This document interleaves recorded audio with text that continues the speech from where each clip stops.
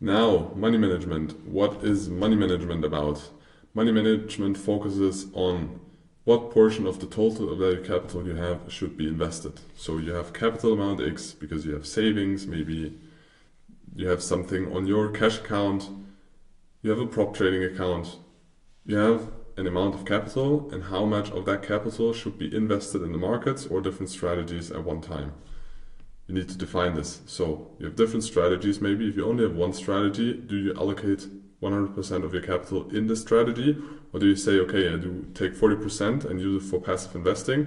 So I'm just invested all the time in the markets, because maybe if you are more interested and more a rebel and you like counter trading or shorting the markets, then it can be a benefit, because you're unlikely or you're likely to take less longs, to take a small portion of the capital and just be invested in markets all the time that you trade. So you take passively the upside, but when there's downside, you can aggressively implement your strategy, or can also be the other way around.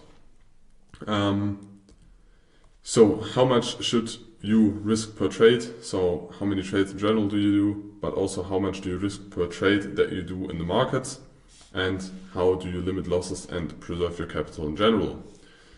So for that, you need to know your hit rate. How often, if you shoot 10 times, how often do you hit the target? It is very important to do that risk calculation, because the lower the hit rate, the lower you should risk per trade, because otherwise the drawdowns are going to be very big and the influence on your psychological or emotional stability will be huge. Secondly, you should know your risk to reward ratio. So how much do you risk in a trade idea, and how much is the potential profit you get from, and how much capital you have to trade with. A lot of people ask, very often people come and ask, how much, or is this individual stock a good investment now, or is it a good trading decision for the next 3 months? And then the first question I always ask is, how much capital do you have? What's the capital size you invested in that trading decision or in that asset class in general? Because if you divide your assets and you invest in different things, or you own a house is also an investment, or a car, or a watch, all of those are investments. And then you take 10% and then you make stock picking. It is kind of irrelevant for the whole capital size you have to what is that individual stock doing. You should focus on other things and extend the analysis on the biggest investment parts on there. But for that, you need to build your whole capital size and first document or make an Excel sheet or a note where you document all the assets and things you have, also the things that are not cash. So watches, cars, houses, Pokemon cards. There's so many things that are very valuable nowadays. List all of them, also gold. And then you can decide how much do you allocate into a strategy.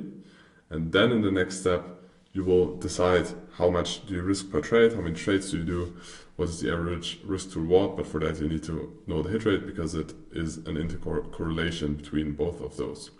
What are the biggest mistakes? People don't know the hit rate, so they have no statistics on the edge. They have a mental confusion because they are confused. Maybe they have problems in a relationship, or a relative died, or they are in an unstable political or economic condition. So if you have this, don't trade, because most likely you will lose and you will gamble. You can just start gambling, but you can view trading as gambling.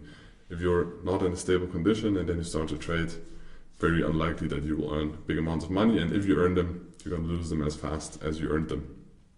And a lot of people also have too low capital size. If you don't have enough capital, you need to gamble and you need to take very high risks to make a living out of this. And I think in most cases, a lot of people should not trade.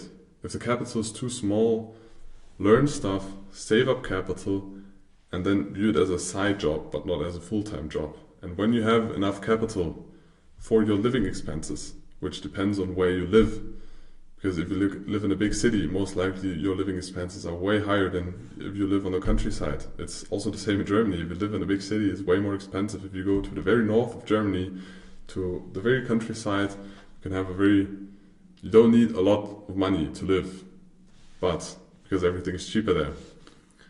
but you need to define this for yourself. And if you don't have enough capital, yes, there are prop firms, but also you need to go through valuations. There are a lot of rules. Maybe there are no payouts. So the best thing is, how much capital do you have in own capital to risk and to trade with? And if it's too low, we'll go through the calculations on the next slides. Then don't trade. Then work, focus on learning something other, focus on generating money, and then start to trade, because otherwise it makes no sense.